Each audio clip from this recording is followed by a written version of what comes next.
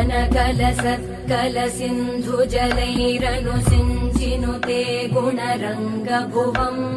भजति स किं न शचीकुचकुम्भतटी परिरम्भसुखानुभवम् तव चरणं शरणं करवाणि न तामरवाणि निवासि शिवम् जय जय हे महिषासुरमर्दिनि रम्यकपर्दिनि शैलसुते